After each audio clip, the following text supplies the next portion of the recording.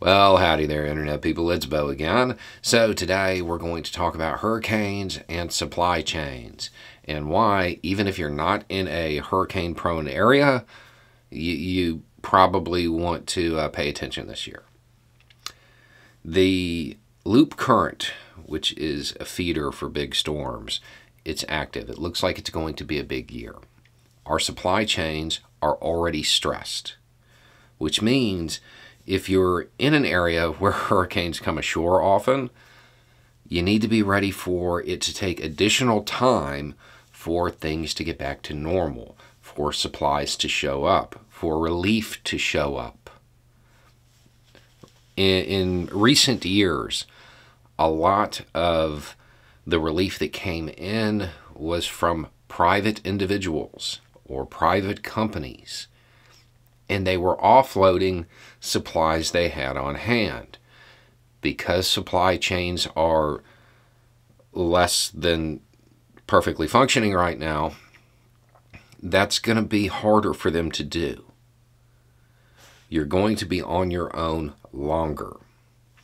Now, if you're not in an area that is prone to hurricanes, but you're in an area where people tend to evacuate to, like if you're in the Southeast, if you're in Birmingham or Atlanta, you need to be ready.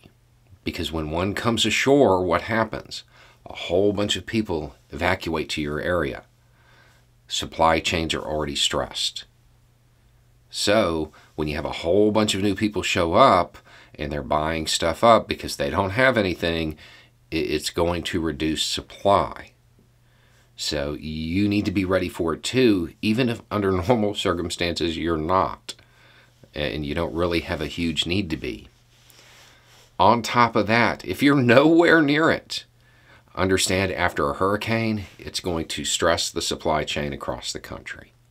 So it's going to be harder to get stuff everywhere because a whole bunch of supplies, a whole bunch of products will have been lost during the storm, and they'll need to be replaced. So it's going to spread out, make the coverage of the supplies even thinner. So you need to prepare now, not once the news of the storm breaks. I have a whole playlist on emergency preparedness and a whole lot dealing specifically with hurricanes. So you can go back and review them all, but the short version, plan your evacuation route now. Figure out where you're going to go if you're in a normal impact zone. Keep an eye on the weather and make sure you have gas to get there. Then look at your insurance policy for your home, get your documents together, all of that stuff, all the normal stuff that you do. Go ahead and do it now. Then make sure you have your supplies: food, water, fire, shelter, knife, first aid kit, to include any meds you need. The supply chains are stressed, so it's going to take longer for the pharmacies to fill back up if they lose stuff.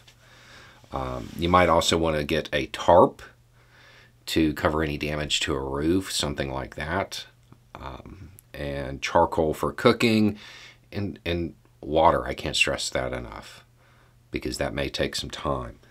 It'd be great if you could find a way to charge your electrical devices. That's not going to be an option for everybody. But you need to have this stuff ready and be prepared. If you're going to evacuate, be prepared for, one, it to be expensive because prices are high and they're going to go up during the storm. If you're going to shelter in place, you need to be prepared to stay longer than you normally would. You need to be ready to kind of outlast the normal period. Normally a day or two and the first bits of relief are showing up. Within a week or two, there's a lot of resources in the area and you just have to find them. And then things start to kind of smooth out. It's going to take longer because the supply chain is stressed.